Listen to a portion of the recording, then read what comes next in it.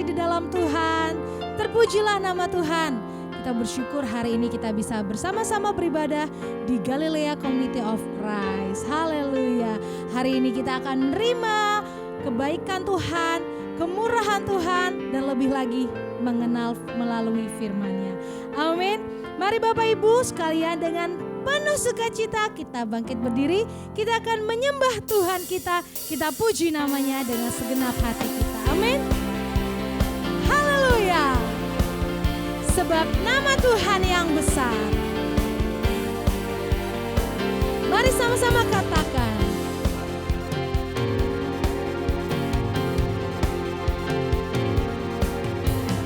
Besarkan nama Tuhan, pujilah Dia. Kemurahan-Nya besar, tiada terkira. Aku tak dapat balas betapa besar kasih-Nya. Oh, besarkanlah namanya, lebih sungguh lagi. Besarkan nama Tuhan, pujilah Dia. Amin. Kemurahan-Nya besar, tiada terkira. Aku tak dapat balas betapa besar kasih-Nya. Oh, besarkanlah namanya. Mari bertepuk tangan di dalam Tuhan. Tuhan yang ajaib, Tuhan yang kuasa, Tuhan yang menolong hidupku. Tuhan yang ajaib, Tuhan yang kuasa, jiwaku ditebus oleh-Nya. Amin. Haleluya. Mari dengan segenap hatimu nyatakan. Besarkan nama Tuhan, pujilah Dia. Kemurahan-Nya, kemurahan-Nya besar, tiada terkira. Aku tak dapat balas betapa besar kasih-Nya. Oh, besarkanlah namanya. Tuhan yang ajaib, Tuhan yang ajaib, Tuhan yang kuasa, Tuhan yang menolong hidupku. Tuhan yang ajaib, Tuhan yang kuasa, jiwaku ditebus oleh-Nya. Mari bersuka, katakan. Tuhan yang ajaib, Tuhan yang kuasa, amin. Tuhan yang menolong hidupku. Tuhan yang ajaib, Tuhan yang kuasa, jiwaku ditebus oleh-Nya. Siapa yang jiwa ditebus, lambaikan tangan. Jiwaku ditebus oleh-Nya, jiwaku, jiwaku ditebus oleh-Nya. Haleluya. Terima kasih Tuhan Yesus, Engkau sungguh baik Tuhan di dalam kehidupan kami. Kami perlu Engkau Tuhan lebih dari apapun Tuhan. Sebab Engkaulah Tuhan yang kami perlukan di setiap musim kehidupan kami. Sekalipun badai datang mendera, tapi kami percaya tangan-Mu yang kuat itulah yang menopang setiap kami. Terima kasih Tuhan Yesus. Saat pagi hari ini kami datang ke hadirat Tuhan. Kami mau lebih dalam lagi mengenal Engkau Tuhan. Kemanakah kami mencari kasih sejati? Kemanakah kami berseru saat badai datang menderu, yang kami tahu hanya Kau yang mampu pulihkan segala sesuatu. Kemanakah kami mencari kasih sejati? Kemanakah kami berseru saat badai datang menderu, yang kami tahu hanya Kau yang mampu pulihkan segala sesuatu. Kami perlukan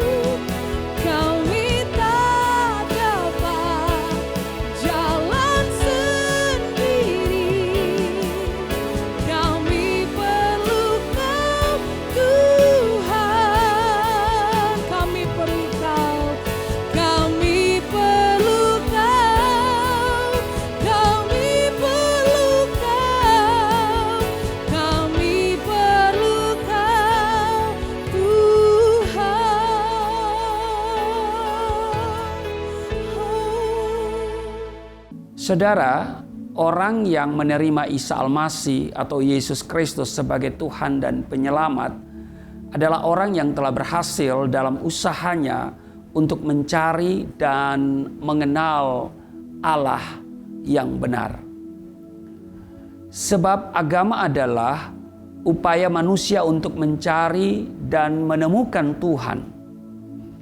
Maka pada saat seseorang menerima Yesus Kristus atau Isa Al-Masih, sesungguhnya ia telah tiba pada ujung pencariannya akan Tuhan. Saudara, kekristenan bukan agama.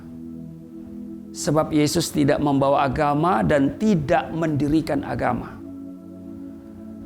Yesus datang dari surga dan menawarkan surga bagi kita semua. Sebab itu kekristenan itu adalah perjumpaan dengan Tuhan. Di dalam Yohanes pasal 15 ayatnya yang ke-16 dikatakan, bukan kamu yang memilih aku, tetapi akulah yang memilih kamu. Saudara, kekristenan meyakini bahwa Injil menggenapi kitab Taurat, Jabur, dan juga kitab para nabi atau yang disebut dengan Perjanjian Lama. Lalu kemudian membukukan buku-buku itu bersama Injil dan wahyu Allah melalui para rasul. Itulah Perjanjian Baru dan menjadi sebuah buku yang bernama Alkitabul Muqaddas atau kitab suci, atau kita biasa menyebut dengan Alkitab.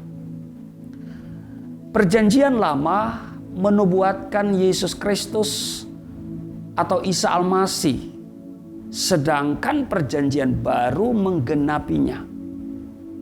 Sehingga Alkitab diikat dengan satu tema yang menarik. Allah menyelamatkan manusia melalui kematian dan kebangkitan Yesus Kristus atau Isa Al-Masih.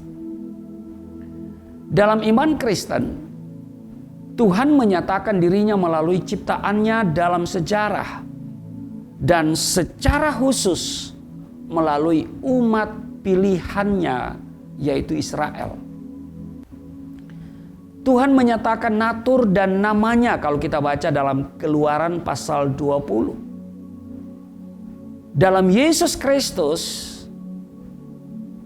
Allah telah datang ke dalam dunia untuk membawa pendamaian dan menarik manusia datang kepadanya. Saudara, Yesus adalah firman Tuhan yang terutama dan yang terakhir. Karena itu di Yohanes pasal 1 di sana dikatakan pada ayatnya yang pertama sampai dengan ayat 14, saudara bisa membaca itu di Yohanes pasal 1 ayat 1 sampai 14. Tuhan menyatakan dirinya sendiri di dalam Yesus Kristus. Di ayat 14 dikatakan, firman itu telah menjadi manusia dan diam di antara kita, dan kita telah melihat kemuliaannya, yaitu kemuliaan yang diberikan kepadanya sebagai anak tunggal Bapa, penuh kasih karunia dan kebenaran. Jadi saudaraku yang kekasih, Alkitab adalah bukti pewahyuan diri Tuhan yang telah Ia inspirasikan. Tuhan memilih para penulis yang melalui inspirasi Roh Kudus telah menuliskan firman-Nya dalam Alkitab. Amin. Sebab itu kalau kita lihat di dalam 2 Timotius pasalnya yang ke 2 Timotius pasalnya yang ketiga. Ini ayat hafalan juga nih, 2 Timotius pasal 3 ayat 16. Dikatakan begini saudara. Ya. Segala tulisan yang diilhamkan Allah memang bermanfaat untuk mengajar, untuk menyatakan kesalahan, untuk memperbaiki kelakuan, dan mendidik orang dalam kebenaran. Para penulis telah menulis kitab suci dengan gaya bahasa mereka sendiri. Oleh karena itu Alkitab memiliki penulis ganda, yaitu Tuhan melalui kuasa Roh Kudus-Nya dan sejumlah orang yang telah Ia pilih. Sesungguhnya Allah itu adalah Roh yang maha suci, yang tidak dapat dijangkau oleh manusia dan yang tidak terlihat, yang mengatasi segala sesuatu dan memenuhi segala sesuatu. Dan Yesus Kristus atau Isa Al-Masih adalah wujud yang terlihat dari diri Allah yang tidak terlihat itu. Amin. Itu sebabnya dengar baik saudara, setinggi apapun ilmu agama seseorang dan setinggi apapun jabatannya dalam organisasi atau sistem agamanya, keyakinannya tentang hubungannya dengan Allah dan tentang harapan akan kehidupan di akhirat kelak hanyalah iman bayangan dan imajinasi semata bila orang tersebut tidak menerima Yesus Isa Al-Masih. Di dalam Kolose pasalnya yang Kolose pasal 1 di ayat ke-15 dikatakan begini saudara. Kolose pasal 1 ayat 15. Ia adalah gambar Allah yang tidak kelihatan, yang sulung, lebih utama dari segala yang diciptakan. Dikatakan begini, ia adalah gambar Allah yang tidak kelihatan. Karena itu penolakan dan penyangkalan kita akan keilahian Yesus atau Isa Al-Masih adalah juga penolakan dan penyangkalan kita terhadap Allah. Dan Alkitab telah memberikan status kepadanya sebagai pendusta. Jadi orang yang menolak atau menyangkal keilahian Yesus, Alkitab telah memberikan dia status atau kategori sebagai seorang pendusta. Di mana itu? Mari kita lihat. Alkitab di 1 Yohanes pasalnya yang kedua, di ayatnya yang ke-22 dan ayatnya yang ke-23. 1 Yohanes pasal 2 pada ayat 22 dan ayat 23. 1 Yohanes pasal 2 ayat 22 dan 23. Dikatakan begini, siapakah pendusta itu? Siapakah pendusta? Bukankah ia yang menyangkal bahwa Yesus adalah Kristus? Dia itu adalah antikristus, yaitu dia yang menyangkal baik bapa maupun anak. Sebab barang siapa menyangkal anak, ia juga tidak memiliki bapa. Barang siapa mengaku anak, ia juga memiliki bapa.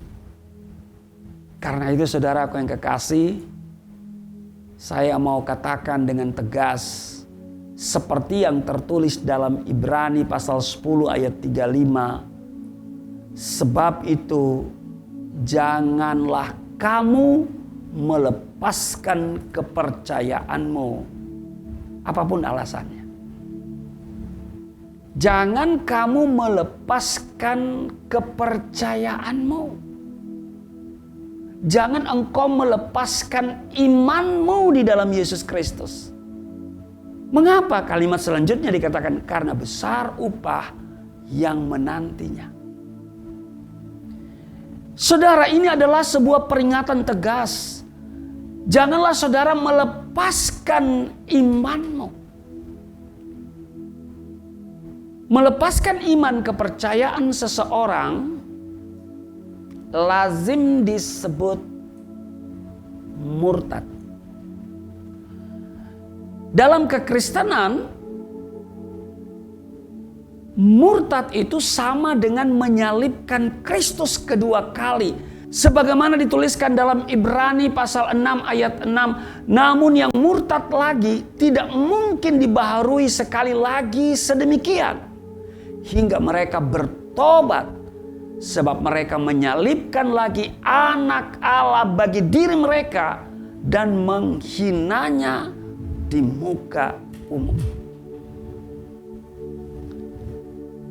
Saudara, kalau saya lain, saya keluar atau meninggalkan agama sebelumnya untuk mengikuti Isa Al-Masih, Yesus Kristus, Sang Juru Selamat yang telah dikabarkan oleh malaikat dari surga. Di dalam Injil Lukas 2 ayat 11, di sana dikatakan hari ini telah lahir bagimu Juru Selamat, yaitu Kristus Tuhan di kota Daud. Saudara, Yesus Kristus atau Isa Al-Masih adalah kebenaran, dan orang yang mengikuti Yesus Kristus di dalam Quran surat An-Nisa ayat 159 dikatakan begini. Tidak ada seorang pun dari ahli kitab kecuali akan beriman kepadanya. Kepada siapa? Kepada Isa. Sebelum kematiannya. Dan di hari kiamat nanti, Isa itu akan menjadi saksi terhadap mereka. Jadi Yesus akan menjadi saksi terhadap pengikutnya. Saudara, hal tersebut sudah disampaikan oleh Yesus Kristus dalam kitab suci, di dalam Injil Matius pasalnya yang ke-10 ayat 32 dan 33 dikatakan begini. Setiap orang yang mengakui aku di depan manusia, aku juga akan mengakuinya di depan Bapakku yang di sorga. Tetapi barang siapa menyangkal aku di depan manusia, aku juga akan menyangkalnya di depan Bapakku yang di surga. Jadi Yesus Kristus akan menjadi saksi bagi kita. Amin. Nah, Yesus Kristus itu adalah seorang yang bergelar kebenaran.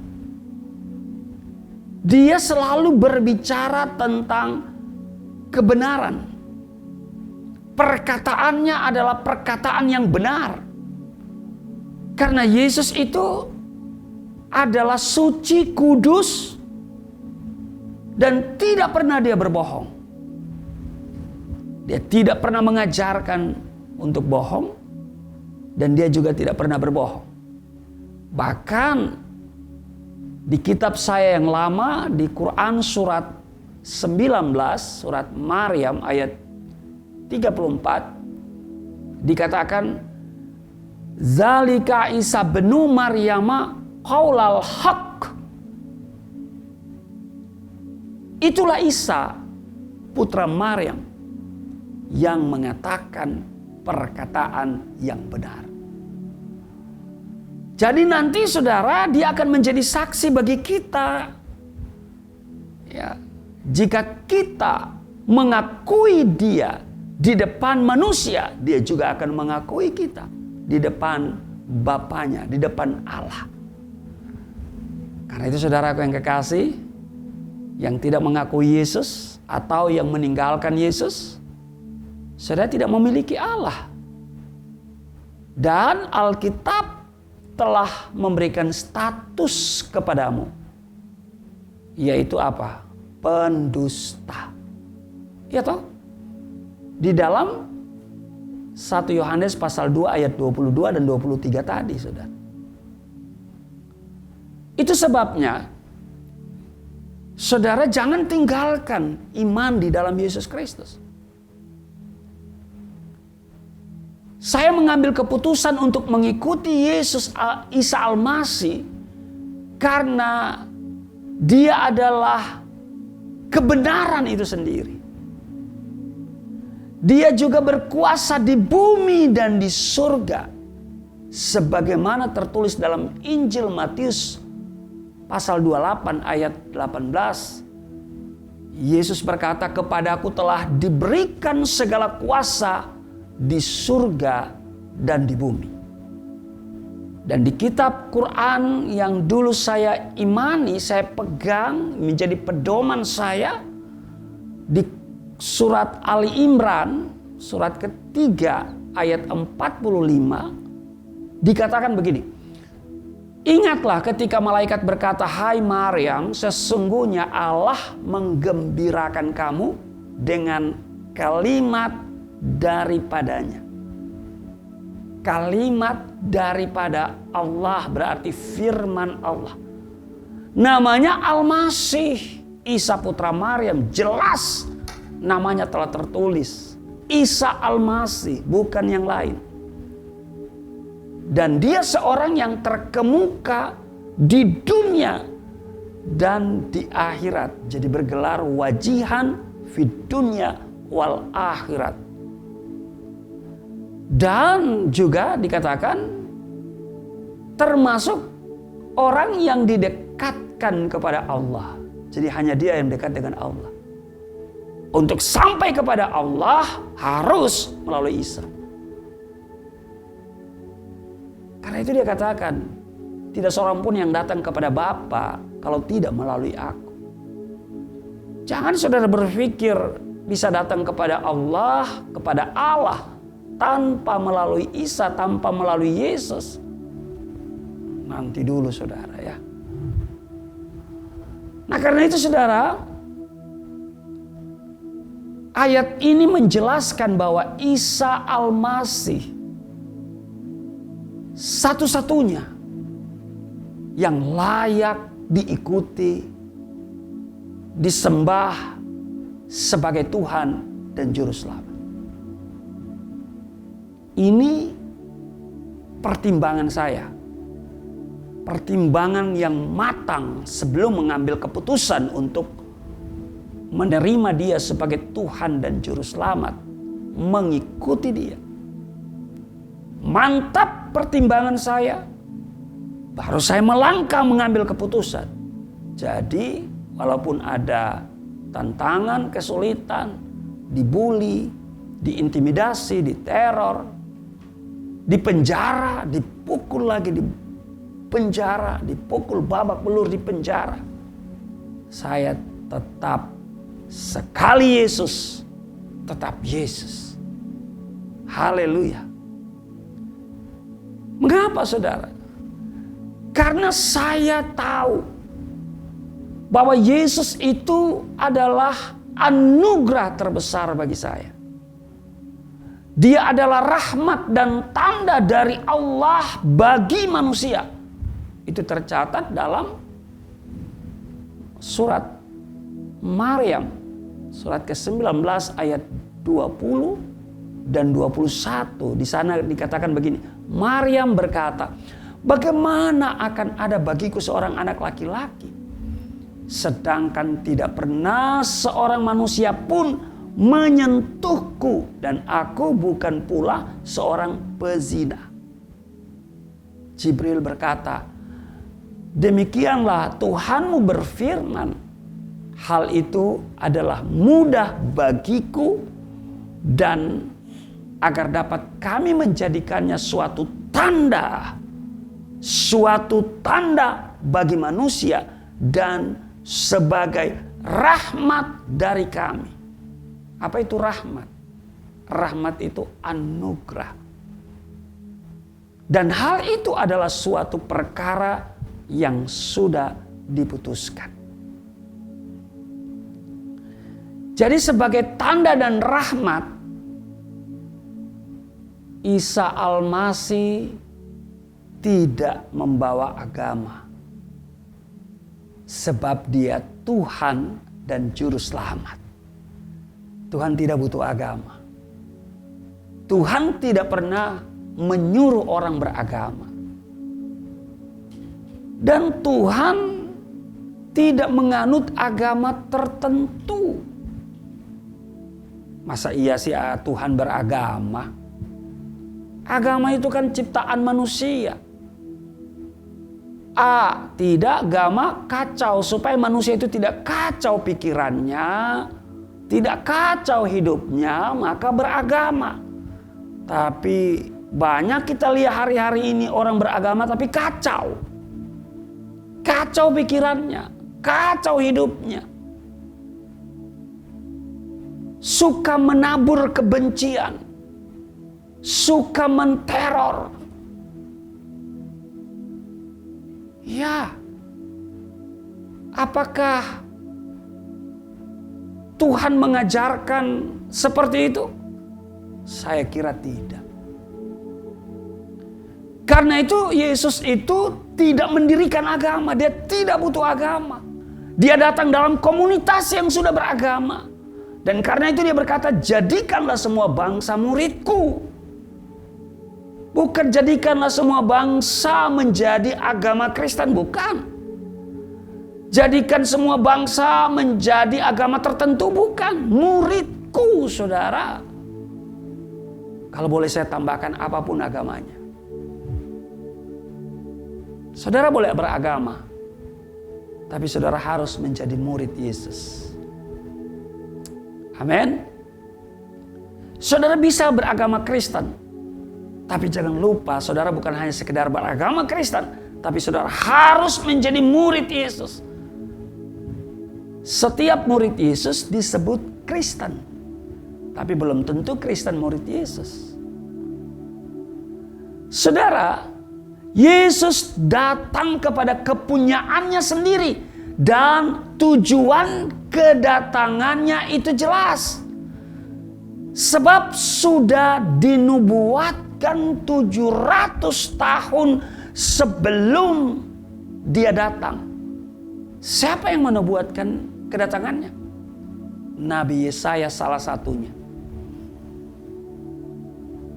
Nabi Yesaya telah menubuatkan sebagaimana tertulis di dalam Yesaya pasal 53. Kita lihat Yesaya pasal 53. Dikatakan pada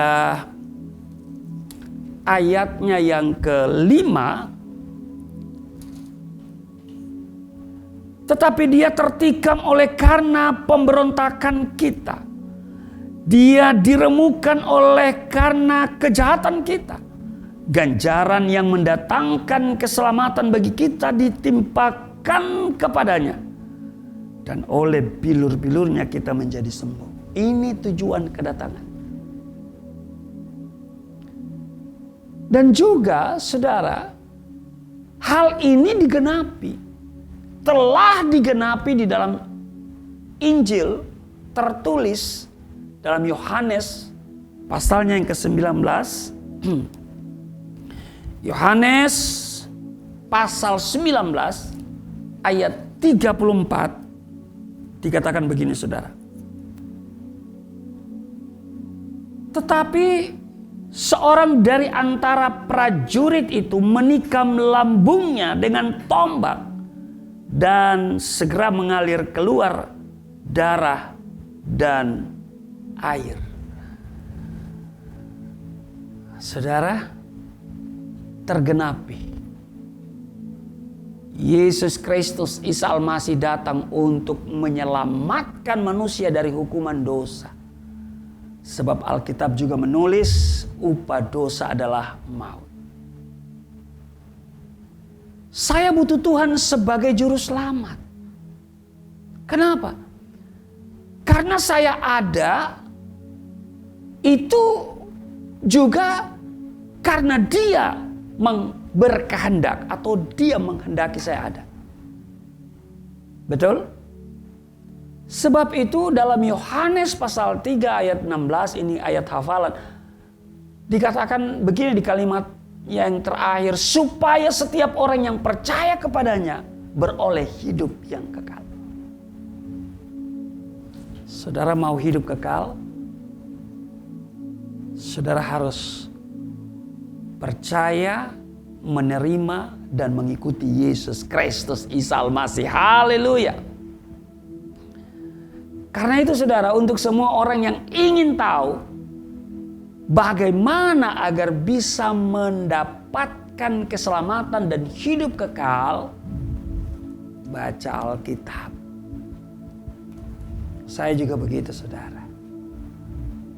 Tuhan bimbing saya sehingga saya berani baca Alkitab. Saudara, baca Alkitab. Jangan saudara baca cari-cari kesalahan untuk menyerang iman Kristen. Saudara harus baca dengan baik. Buka hatimu. Karena itu saudara, ketika saudara membaca dengan baik, dengan membuka hati, Roh Kudus akan menuntun saudara. Sehingga saudara bisa tiba pada satu keputusan untuk menerima dia, mengikuti Yesus Kristus atau Isa Al-Masih. Dan apa Alkitab katakan? Engkau dan keluargamu akan diselamatkan. Amin. Sebab Tuhan Yesus berkata begini, marilah kepadaku yang letih lesu dan berbeban berat, aku akan memberikan kelegaan kepadamu. Saudara, mungkin hari-hari ini saudara sedang letih lesu dan berbeban berat. Karena saudara begitu beragama sehingga agama memberikan beban-beban, syarat-syarat yang harus saudara ikuti. Datang kepada Yesus. Dia akan memberikan kita kelegaan. Yang letih, lesu, dan berbeban berat. Amin. Sebab dia yang sudah berkata, Ana huwa tarik wal haq wal hayat. Akulah jalan, kebenaran, dan hidup. Tidak seorang pun yang datang kepada Bapa kalau tidak melalui aku. Ini penegasan dari Yesus Kristus. Ayat inilah yang kemudian membuat saya terpikat pada Yesus. Sebab saya adalah seorang yang pencari kebenaran. Saya orang yang sedang mencari jalan untuk berjumpa dengan Allah. Yesus adalah jawabannya. Karena dia berkata, akulah jalan, kebenaran, dan hidup. Jadi dia jalan yang benar menuju hidup yang benar. Hidup yang benar itu bukan hanya kini, tapi hidup yang akan datang. Amin. Karena itu, meskipun saudara berada dalam kondisi yang berat, saya alami. Sekalipun saya menderita di penjara, saya tetap ikut Yesus. Meskipun saya susah, menderita di penjara, saya mau ikut Yesus sampai selama-lamanya. Wah, Alkitab ini luar biasa. Jadi meskipun manusia yang menulis Alkitab, namun Tuhan sendiri yang mengontrol dan menjamin bahwa Allah telah mewahyukan itu. Bahwa Alkitab itu adalah wahyu, dan kebenaran. Firman dan kebenaran. Haleluya. Amin saudara. Jadi saudaraku yang kekasih, walaupun ditulis oleh Matius, Markus, Lukas, ya, Yohanes, bahkan Yesaya, Yeremia, Yehezkiel,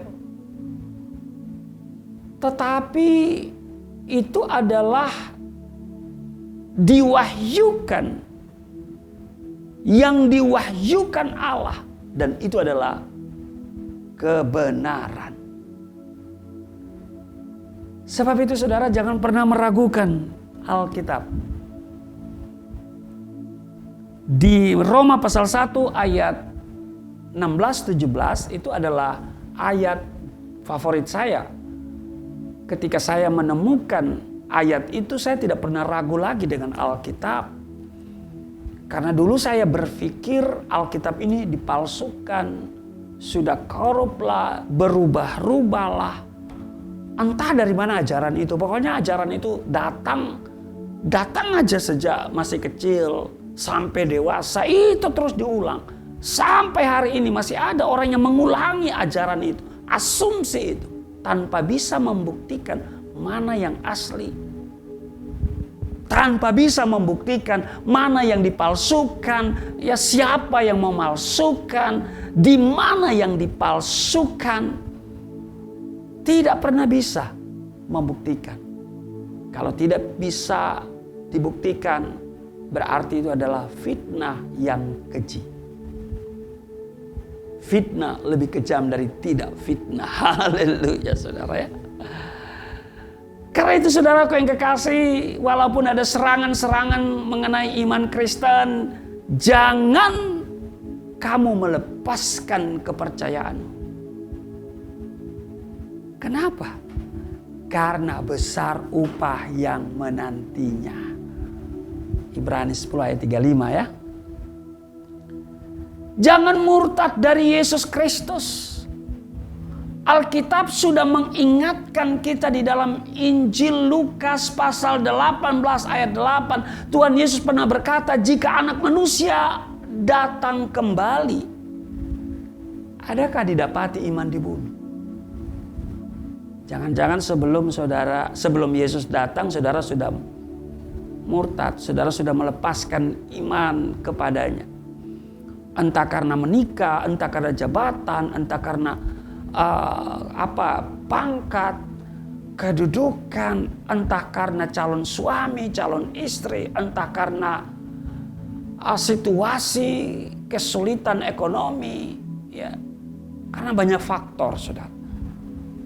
Haleluya. Karena itu Tuhan Yesus sudah mengingatkan, jika Anak Manusia datang, adakah ia mendapati iman?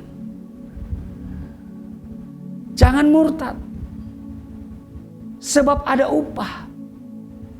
Nah pertanyaan, apa upahnya? Dengar baik, upahnya kepastian keselamatan. Masa iya sih? Kepastian keselamatan yang ditandai dengan diberikan apa? Kunci kerajaan surga. Haleluya. Sukacita. Saya kalau bicara tentang kunci kerajaan surga, sukacita. Haleluya. Di Matius pasal 16 ayatnya yang ke-19, di sana ditegaskan oleh Tuhan Yesus, kepadamu akan kuberikan kunci kerajaan surga. Apa yang kau ikat di dunia ini akan terikat di surga, dan apa yang kau lepaskan di dunia ini akan terlepas di surga. Jadi kepastian keselamatan yang ditandai dengan memberikan kunci. Haleluya. Apa maksudnya? Saudara, kunci selalu bicara 3 hal. Kunci selalu bicara tentang 3 hal. Yang pertama bicara tentang otoritas. Bicara tentang kuasa. Kepadamu kuberikan kunci kerajaan surga. Ini bicara tentang kuasa, otoritas. Sebab jika kita mempunyai kunci berarti kita memiliki otoritas. Kita memiliki kuasa. Jika engkau dipercayakan sebuah kunci, artinya bukan saja mempercayaimu, tetapi dengar baik, itu juga berarti mendelegasikan otoritas, kuasa kepadamu. Sebab itu dalam Lukas pasal 10,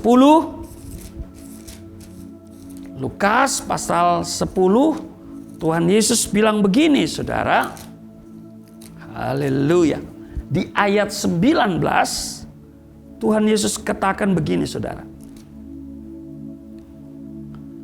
Sesungguhnya aku telah memberikan kuasa kepada kamu untuk menginjak ular dan kalajengking, dan kuasa untuk menahan kekuatan musuh, sehingga tidak ada yang akan membahayakan kamu.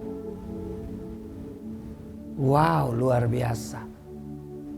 Jadi kunci itu bicara otoritas, bicara tentang kuasa. Amin.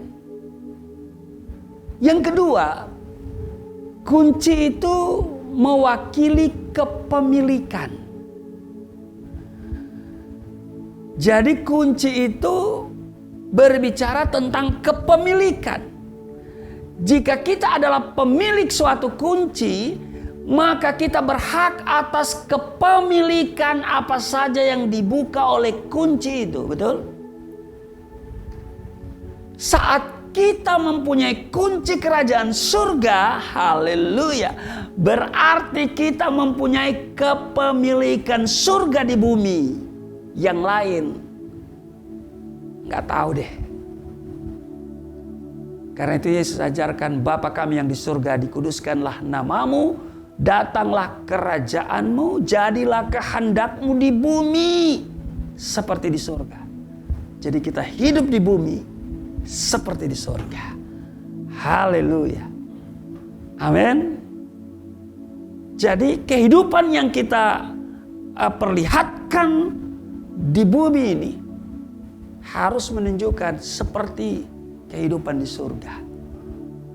Apa itu? Cinta damai, mengasihi, mengampuni, ya, mengasihi musuh, itu yang Yesus ajarkan. Karena Yesus dari surga. Jadi warna surga nyata. Ya. Nggak ada pembenci, pemfitnah di kerajaan surga nggak mendapat bagian dia. Orang yang suka menyebarkan hoax, suka suka fitnah. Itu pekerjaan hantu itu. Bukan pekerjaan Tuhan untuk membunuh, membinasakan, bukan. Itu pekerjaan hantu. Orang yang punya kedekatan dengan Tuhan itu ada damai sejahtera. Di mana ada Roh Allah, di situ ada damai sejahtera. Ada perdamaian, ada sukacita. Haleluya. Yang ketiga, kunci berbicara tentang akses. Nah, ini penting saudara ya. Iya, kalau saya tinggal di apartemen begitu, maka saudara diberi akses. Apa itu akses? Ya dalam bentuk itu, dalam bentuk kartu. Ya kan? Itu akses itu. Ya kan? Kunci. Saudara ketinggalan kunci, walaupun saudara punya milik, saudara harus dapat dulu kuncinya. Ya kan? Pintu gak akan terbuka kalau gak ada kuncinya. Ya mungkin itu dipinjamin sama security atau manajemennya. Ya. Nah karena itu saudaraku yang kekasih, Tuhan sudah memberikan kita kunci. Kunci kerajaan surga juga adalah akses untuk menghubungkan doa di dunia dengan surga. Luar biasa. Melalui kunci kerajaan surga, apa yang kita ikat di dunia ini terikat di surga. Apa yang kita lepaskan di dunia ini akan terlepas di surga. Saudara, simpan kunci itu jangan saudara buang. Jangan saudara lepaskan kunci itu. Itu akses menuju surga. Ya kan? Jangan saudara tukar dengan yang lain. Gak penting nih kunci. Ya. Mungkin saudara tukar dengan calon istri, calon suami. Saudara tukar dengan harta, kedudukan, pangkat, jabatan. Itu hanya sementara. Datang kena COVID-19 lenyap. Simpan kunci itu. Sewaktu-waktu Yesus datang menjemput kita, kita sudah punya kunci. Tinggal di sana kan banyak rumah disiapin. Rumah di surga tinggal kita cocokin, ya kan? Haleluya. Yang lain boro-boro punya kunci, saudara. Pintu surga mereka tidak tahu. Karena itu mereka nyanyi. Mereka minta, mereka berseru, pintu surga, di manakah engkau berada? Ya. Kami rindu untuk memasukinya. Saya punya album itu. Album itu menjawab pertanyaan atau kerinduan orang-orang yang tidak diberikan kunci, tidak tahu pintu surga. Tuh, saya menjawab itu, ya, dalam sebuah lagu, saudara, ya.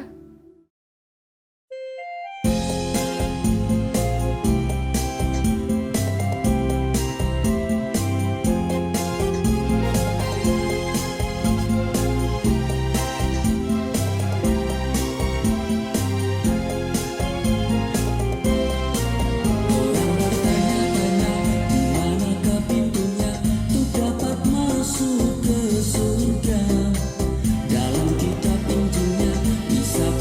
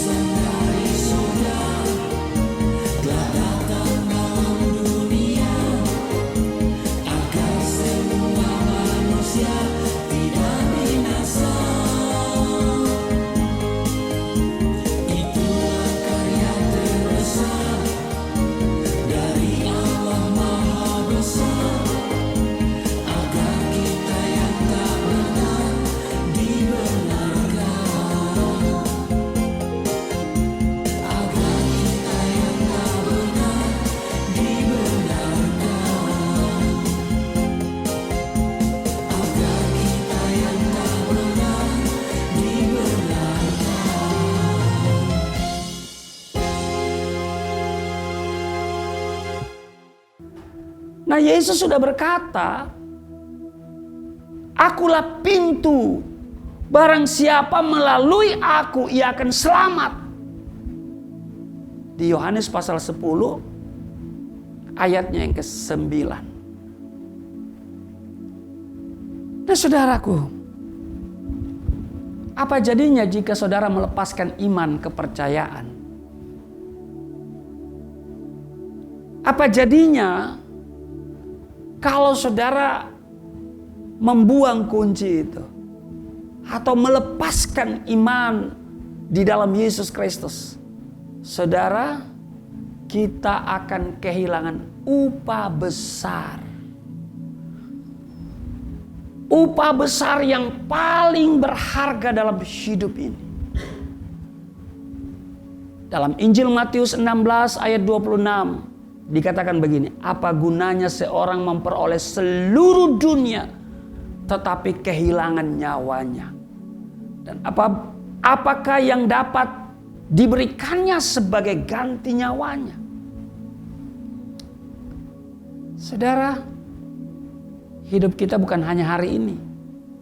Hidup yang kita jalani ini hanya sebuah bayangan. Bukan yang sesungguhnya. Yang sesungguhnya itu nanti di sana. Saudara, apa kata Alkitab bagi mereka yang melepaskan iman?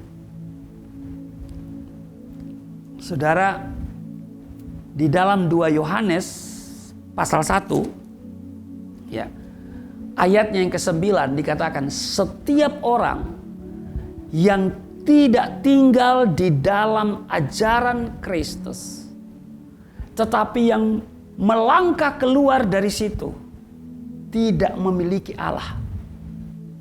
Jadi tidak memiliki Allah, saudara. Jadi yang tidak tinggal di dalam ajaran Kristus, tetapi yang melangkah keluar, ya kan? Keluar dari Yesus, meninggalkan Yesus, melepaskan iman kepercayaan kepada Yesus, dikatakan tidak memiliki Allah. 2 Yohanes 1 ayat 9. Itu yang pertama. Jadi tidak memiliki Allah. Yang kedua dikatakan di Yeremia pasalnya yang kedua. Yeremia pasalnya yang kedua pada ayatnya yang ke-19. Ya. Dikatakan begini, "Kejahatanmu akan menghajar engkau, dan kemurtadanmu akan menyiksa engkau." Kemurtadanmu akan menyiksa engkau. "Ketahuilah dan lihatlah betapa jahat dan pedihnya engkau meninggalkan Tuhan Allahmu, dan tidak gemetar terhadap aku. Demikianlah firman Tuhan Allah semesta alam." Jadi saudaraku yang kekasih, akan tersiksa. Dikatakan kemurtadanmu akan menyiksa engkau. Kau akan tersiksa di dunia dan di akhirat kalau engkau meninggalkan ajaran Yesus Kristus. Lalu yang ketiga, di Amsal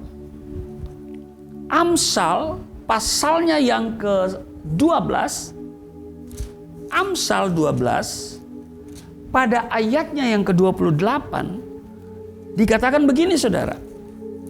Ya. Amsal 12 ayat 28, "Di jalan kebenaran terdapat hidup." Karena Yesus berkata, "Akulah jalan, kebenaran, dan hidup."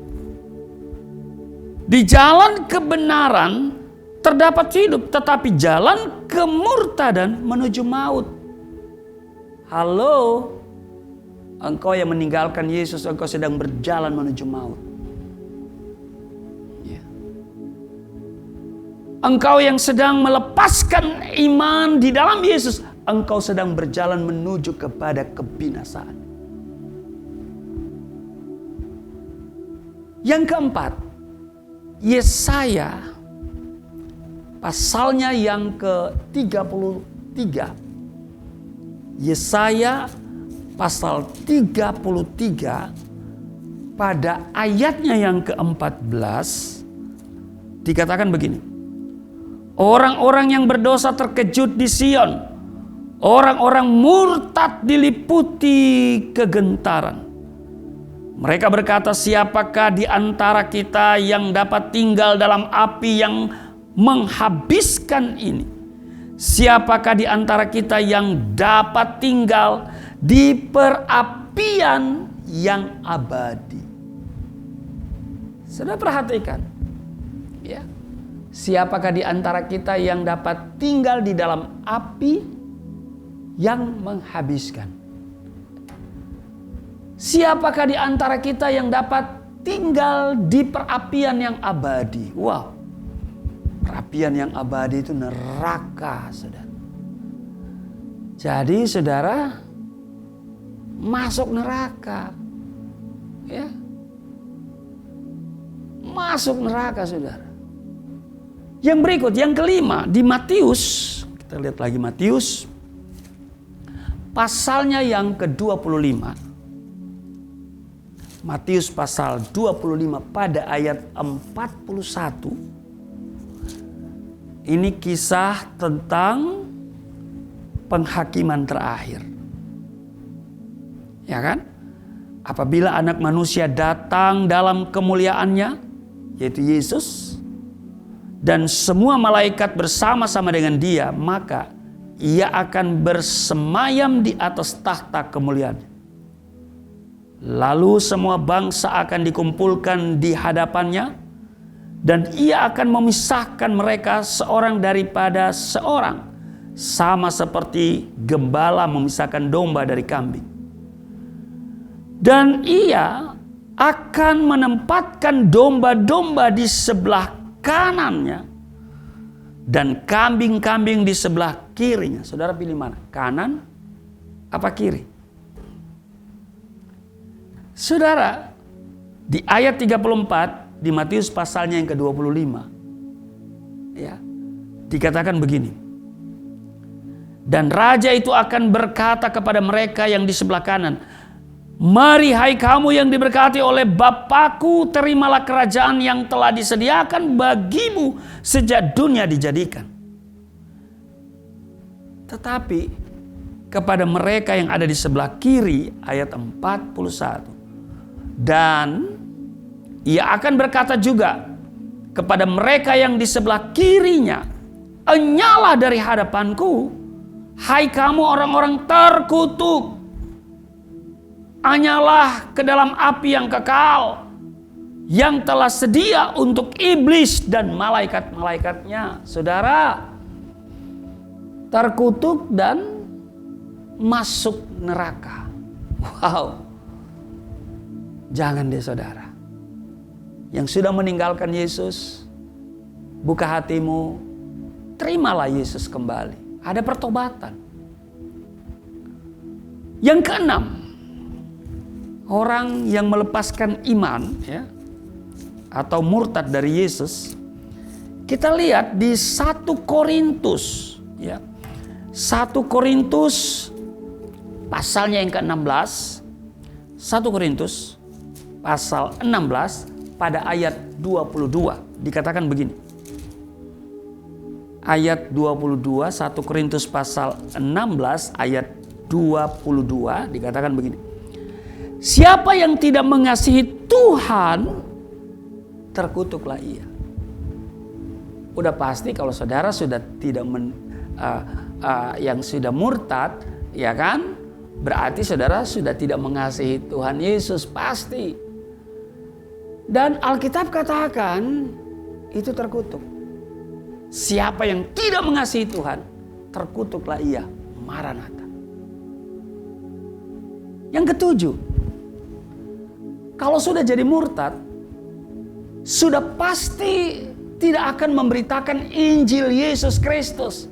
Bahkan saudara berbalik menyerang Injil dengan berbagai macam, ya, tuduhan-tuduhan. Ya. Kalaupun saudara memberitakan Injil, ya, memberitakan Injil yang lain, Injil yang palsu. Nah, ada itu di YouTube itu ya. Ngaku-ngaku sebagai evangelis gitu ya. Evangelis itu kan orang yang memberitakan kabar baik. Kabar baik itu Injil itu. Karena Injil itu adalah kabar baik dan kabar baik itu adalah Yesus itu sendiri. Nah, tetapi yang dia beritakan bukan Injil yang benar, ya, tetapi Injil yang palsu, yang aspal gitu ya. Yaitu Injil Barnabas. So itu yang didengungkan, ini Injil yang benar, ya. Injil yang berbeda dengan Injil yang disampaikan oleh para rasul, termasuk Rasul Paulus. Apa Alkitab bilang? Kita lihat di Galatia pasal 1, ya. Galatia pasalnya yang pertama, ya. Ayat ke-8 kalau tidak salah. Ya, ayat 8 dikatakan begini, Saudara. Ya. Galatia pasal 1 ayat 8. Tetapi sekalipun kami atau seorang malaikat dari sorga yang memberitakan kepada kamu suatu Injil yang berbeda dengan Injil yang telah kami beritakan kepadamu, terkutuklah dia. Jadi saudara terkutuk. Jangan beritakan Injil yang berbeda dengan Injil yang sudah dikanonkan. Jangan saudara mencari-cari dan berkata ini Injil yang benar, ini Injil yang betul-betul asli. Ya. Padahal tidak diakui dalam pengkanonan Alkitab. Iya. Ada yang bilang, wah ini Injil Barnabas, Injil yang benar. Haleluya. Saudara, jangan lepaskan iman Kristenmu. Apakah saudara saat ini sedang diarahkan untuk meninggalkan iman Kristen? Atau mungkin juga sebaliknya, saudara yang sedang diarahkan untuk menerima iman Kristen. Saya mau katakan, datanglah kepada Tuhan Yesus. Dia adalah juru selamat semua orang yang mau percaya. Dia adalah Tuhan dan juru selamat bagi setiap orang yang mau menerima dan mengikutinya. Sebab di luar dia tidak ada jaminan keselamatan. Markus 16 ayatnya yang ke-16 dikatakan, siapa yang percaya dan dibaptis akan diselamatkan, tetapi siapa yang tidak percaya akan dihukum mampus. Saudara, kenapa? Karena di dalam Yesus itu ada jaminan kepastian. Seperti Yohanes 10 ayat 9, akulah pintu, barang siapa masuk melalui aku, ia akan selamat dan ia akan masuk keluar menemukan padang rumput. Yohanes 10 ayat 28, dan aku memberikan hidup yang kekal kepada mereka dan mereka pasti tidak akan binasa sampai selama-lamanya dan seorang pun tidak akan merebut mereka dari tanganku. Kecuali saudara sendiri yang melepaskan. Yesus dengan tegas berkata, akulah jalan dan kebenaran dan hidup. Tidak seorang pun yang datang kepada Bapa kalau tidak melalui aku. Bahkan di Kisah Rasul pasal 4:12, dan keselamatan tidak ada di dalam siapapun juga selain di dalam Dia. Sebab di bawah kolong langit ini tidak ada nama lain yang diberikan kepada manusia yang olehnya kita dapat diselamatkan. Saya bangga mengikut Yesus. Saya bangga menjadi pengikut Isa Al-Masih. Saya tidak pernah meragukan sedikit pun. Karena Quran juga mengatakan di Quran surat Al-Maidah ayat 82. Dan sesungguhnya kamu dapati yang paling dekat persahabatannya dengan orang-orang yang beriman ialah orang-orang yang berkata sesungguhnya kami ini orang Nasrani. Halo. Iya kan? Yang demikian itu dikatakan disebabkan karena di antara mereka itu, orang-orang Nasrani maksudnya, terdapat pendeta-pendeta dan rahib-rahib. Karena sesungguhnya mereka tidak menyombongkan diri. Orang Kristen itu tidak sombong. Ya, kalau ada yang sombong bukan orang Kristen. Ya, haleluya. Karena ciri orang Nasrani itu rafatan warahmatan, santun dan penuh kasih.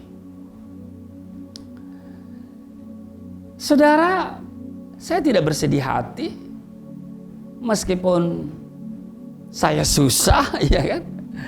Meskipun saya susah menderita di penjara, saya mau ikut Yesus sampai selama-lamanya. Saudara, surat kedua Al-Baqarah bilang begini, ayat 62. Sesungguhnya orang-orang mukmin, orang-orang Yahudi, orang-orang Nasrani, dan orang-orang Sabi'in, siapa saja di antara mereka yang benar-benar beriman kepada Allah, hari kemudian beramal saleh, mereka akan menerima pahala dari Tuhan mereka. Jadi diakui Tuhan mereka. Tidak ada kekhawatiran kepada mereka dan tidak pula mereka bersedih hati. Sudah, saudara, saya tidak bersedih hati. Ya, karena ternyata Quran juga mengakui Tuhan mereka, gitu kan. Haleluya. Jadi Tuhan mereka, Tuhan kami Yesus Kristus. Ya, saudara, seperti saya katakan bahwa orang Kristen itu penuh kasih sayang, ya, santun dan penuh kasih sayang. Rafatan warahmatan. Ya. Rafatan warahmatan. Ya. Jadi saudaraku yang kekasih, saya bangga jadi Kristen, saya bangga jadi pengikut Yesus, dan saya juga tidak malu dikatakan murtad, ya, murtadin. Oh, saya bangga jadi murtadin, ya. Hari gini belum murtad, ya kan? Capek deh, ya kan? Haleluya. Saya lebih takut murtad dari Yesus, saudara. Ya, jangan takut murtad. Ya. Takut murtad kalau keluar dari Yesus. Nah itu, saudara, ya. Haleluya. Konsep murtad ternyata juga ada dalam Alkitab, ya. Nah, saudara, Al-Quran mengatakan bahwa orang Kristen yang melepaskan imannya itu terdapat di dalam Quran surat Al-Maidah ayat 47. Dikatakan begini, dan hendaklah orang-orang pengikut Injil. Siapa pengikut Injil? Ya, Kristen. Memutuskan perkara menurut apa yang diturunkan Allah di dalamnya. Barang siapa tidak memutuskan perkara menurut apa yang diturunkan Allah, maka mereka itu adalah orang-orang fasik. Nah, jadi saudara, orang Kristen, ya, pengikut Injil, jangan keluar dari Injil, ya. Ada masalah, selesaikan dengan Injil, ya. Karena Injil adalah solusi, ya. Injil adalah solusi, jalan keluar, ada petunjuk di dalamnya. Wa atainahul injila fi hudan wa nurun, ya. Di ayat 46 itu, dan kami berikan Injil fihi hudan, di dalamnya ada petunjuk. Haleluya. Jadi jangan cari petunjuk di tempat yang lain, cari petunjuk dalam Alkitab, dalam Injil. Amin. Bahkan saudara, di ayat 68 surat Al-Maidah dikatakan begini, hai ahli kitab, kamu tidak dipandang beragama sedikit pun hingga kamu menegakkan ajaran-ajaran Taurat, Injil yang diturunkan kepadamu dari Tuhan. Jadi saudara tidak dipandang beragama loh. Kalau saudara tidak memutuskan perkara-perkara menurut Injil dan Taurat perjanjian lama. Nah karena itu saudaraku yang kekasih, ikutlah Yesus sampai selama-lamanya. Amin. Haleluya, Tuhan Yesus memberkati. Mari kita berdoa. Terima kasih Tuhan, kami diingatkan untuk mengikut Engkau sampai selama-lamanya. Kami tidak akan melepaskan iman kami di dalam Engkau, sebab ada upah yang besar, yaitu keselamatan hidup yang kekal. Jaminan kepastian di dalam Yesus Kristus. Terima kasih. Di dalam nama Tuhan Yesus, haleluya. Haleluya, Bapak Ibu diberkati, amin, lewat firman Tuhan pada hari Minggu ini. Terpujilah nama Tuhan, biarlah firman ini menjadi kekuatan, menjadi hikmat yang baru untuk kita lebih lagi berjalan bersama Tuhan.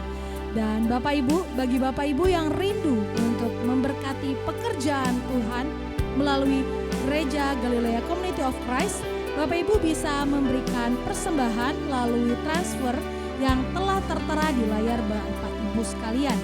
Dan saat ini kita akan masuk ke dalam perjamuan kudus. Silakan Bapak Ibu dari rumah masing-masing mempersiapkan hosti dan anggur untuk masuk ke dalam sakramen perjamuan kudus. Haleluya. Mari kita masuk lebih dalam lagi untuk menerima tubuh dan darah Tuhan. Karena kasih-Mu yang selamatkanku, menyucikan dan menebus hidupku, ku naikkan syukur buat pengorbanan-Mu, Maha mulia. Oh, oh. Karena kasih-Mu yang selamatkanku, menyucikan dan menebus hidupku, ku naikkan syukur buat pengorbanan-Mu, Maha mulia dan terindah Kau, Yesus. Baik Bapak Ibu, siapkan dirimu untuk menerima tubuh dan darah Kristus. Kita akan melakukan perjamuan kudus pada hari ini. Saya akan membaca firman Tuhan di dalam 1 Korintus pasalnya yang ke-11 ayat 23. Sebab apa yang telah kutuliskan kepadamu telah aku terima dari Tuhan, yaitu bahwa Tuhan Yesus pada malam waktu ia diserahkan mengambil roti, dan sesudah itu ia mengucap syukur atasnya, ia memecah-mecahkannya dan berkata, inilah tubuhku yang diserahkan bagi kamu, perbuatlah ini menjadi peringatan akan aku. Saudara yang sudah siap hosti dan anggur atau roti dan sirup, sudah bisa angkat hosti di atas kepala dan mari kita katakan bersama-sama.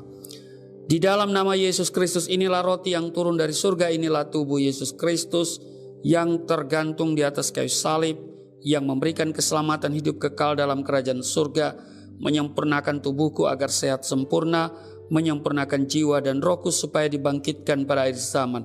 Inilah tubuh Yesus Kristus yang tergantung di atas kayu salib, tertikam, tertombak, agar kami tidak terkapar di rumah sakit, tidak terkapar di meja operasi, tidak terkapar di ruang ICU, tidak lumpuh, tidak pikun, tidak koma. Aku tolak segala bentuk tumor, segala bentuk kanker, segala bentuk penyakit, kuman, virus, sakit penyakit, segala luka di tubuhku, penderitaanku, kesusahanku, kemiskinanku, kegagalanku sudah diangkat dan diselesaikan oleh Yesus Kristus di atas kayu salib. Maka hari ini aku meraih janji Tuhan, aku meraih kuasa, aku meraih mujizat, disembuhkan, dipulihkan, diberkati, hidup berkemenangan di dalam nama Yesus Kristus. Inilah roti yang turun dari surga, inilah tubuh Yesus Kristus. Mari kita makan tubuh Yesus Kristus.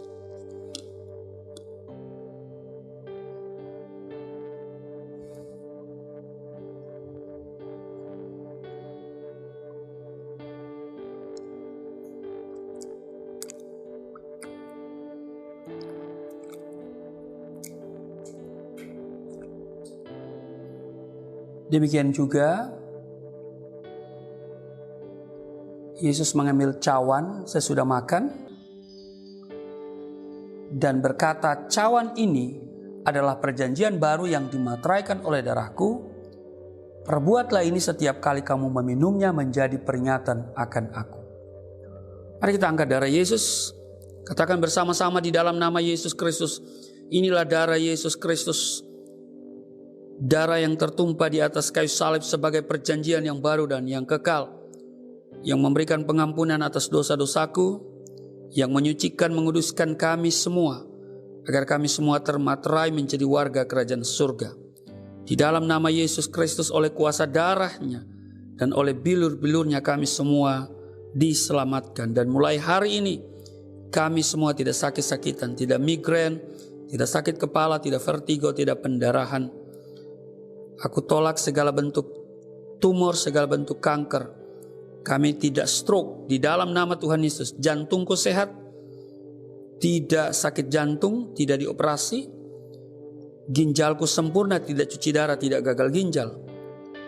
Aku tolak diabetes, pankreasku sempurna. Aku tolak darah tinggi, aku tolak darah rendah. Tidak ada alergi dalam tubuhku, tidak kolesterol. Sel-sel darah merah, darah putih sempurna adanya. Tidak asam urat. Aku tolak rematik. Tulang-tulangku tidak keropos, saraf, pembuluh-pembuluh darah, semuanya berfungsi dengan sempurna. Pencernaanku baik dan semua usus-usus berfungsi secara baik. Dan juga sel-sel dalam tubuhku berfungsi secara maksimal. Dan darah Kristus yang mulia ini memvaksinasi tubuhku. Sehingga segala virus kuman sakit penyakit tidak dapat menyerang tubuhku. Di dalam nama Yesus, inilah darah Yesus Kristus. Mari kita minum darah Yesus Kristus.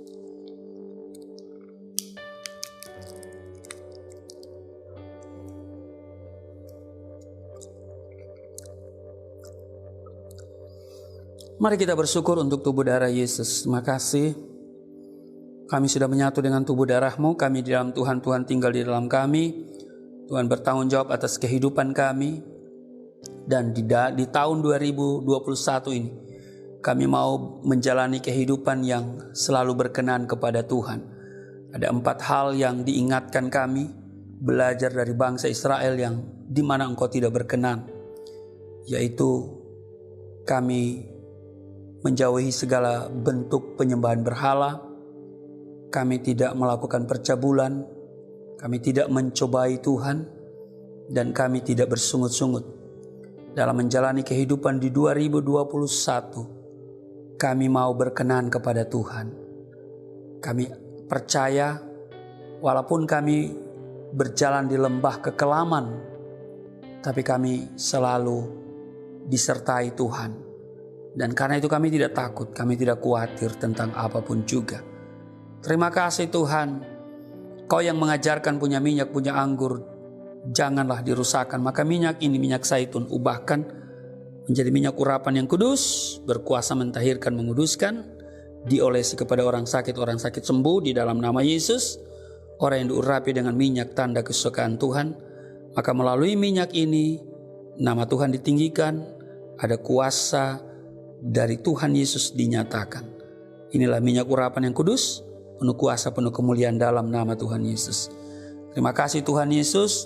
Setiap mereka yang ibadah online ini Tuhan berkati. Jumpai mereka semua. Yang sakit disembuhkan. Yang letih lesu berbeban berat diberikan kelegaan. Yang terikat oleh dosa dilepaskan di dalam nama Yesus. Setiap mereka mengalami pemulihan. Tuhan berkati mereka yang juga telah menabur dan memberikan persembahan untuk mendukung pelayanan misi di Yayasan Pelayanan Galilea ini. Tuhan berkati setiap rupiah yang mereka berikan melalui transfer bank. Tuhan kembalikan 100 bahkan 1000 kali ganda. Aku doa tidak seorang pun yang miskin, yang kekurangan, semuanya hidup berkelimpahan di dalam nama Tuhan Yesus.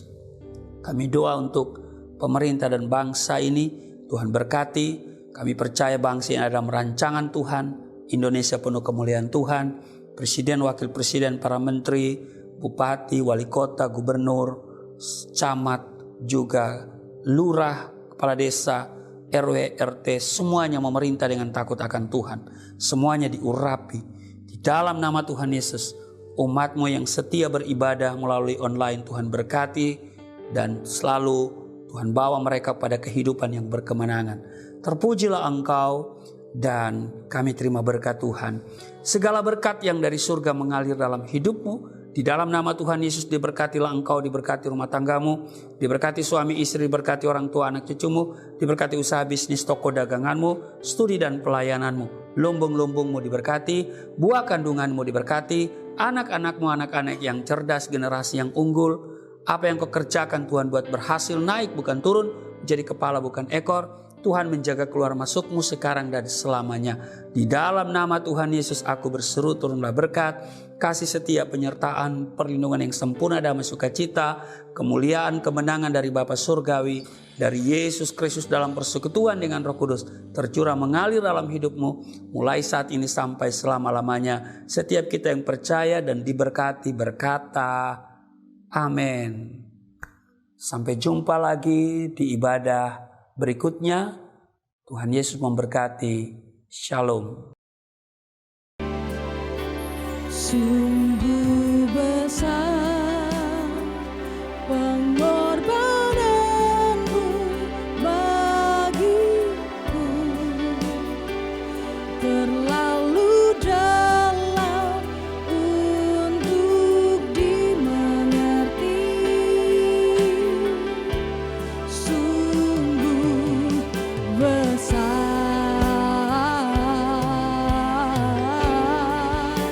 sungguh indah yang kau pikirkan tentangku,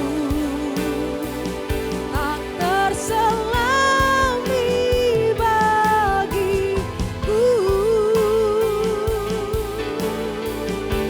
Sungguh indah, sungguh indah, sungguh indah. Haleluya, terpujilah nama Tuhan. Ibadah kita telah selesai. Sampai jumpa di ibadah berikutnya bersama dengan Galilea Community of Christ. Tuhan Yesus memberkati dan shalom.